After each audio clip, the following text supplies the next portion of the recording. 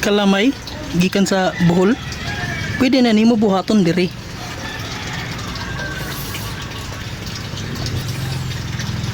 Na kalamay kani siya sa bagoy, homemade kalamay. Ang una naton buhaton is mangitay lubi, kay naman lubi naton unahon syempre kay para mababad naton ang pilit. So nangita kita diray uyog, so no kita ikuan uyog, so atong gi kunan para mabuntan nga buntan naton siya.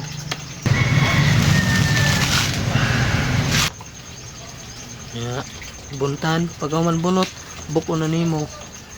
Ya. Tuloy-tuloy ni kalubing akong gigamit. Kay ang usa panman ni baho ba. Kay pagaman mo na ikod-kod.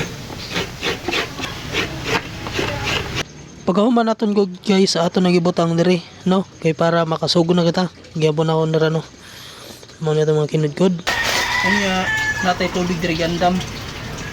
Pero tubig tinapos na yan. Atong kanong karon is tunga ras kilo pilit. Bubuan na tog 3 ka baso guys.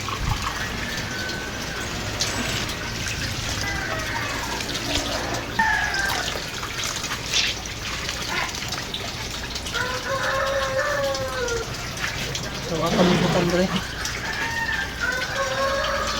Kalaon pa ni nato ka. Diri ato nagisugdano kay once na makod ko na nato ang tono, madaot magisiyan pa sa madugayan. So nagiyabon na nato. Akong giukay kay para ang kuan di siya mas kuan sa ilawom. Ano ang pilit no.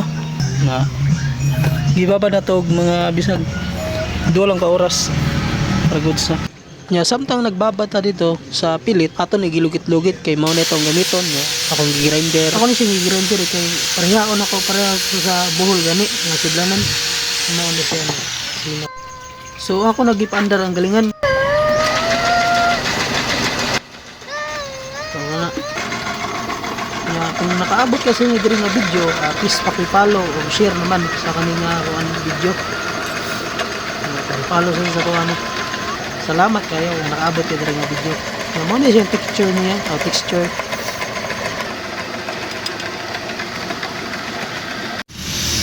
So mao ni no.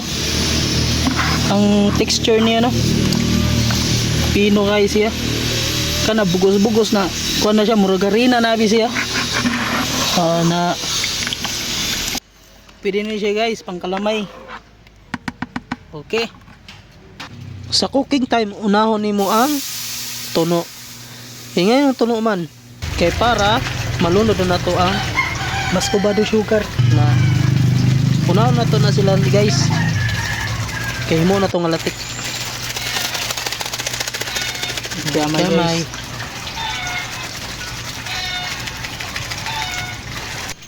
After nimo mabutang ang mga ingredients, mga kaya may imo na siya okay kayon.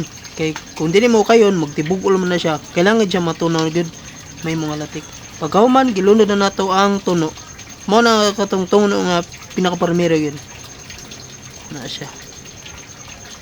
Okay kayon ra na siya nimo. Kay kung di nimo kayon mudukot na sa ilawom. Nya, syempre ang kayon nimo hiner sad. Ay pala.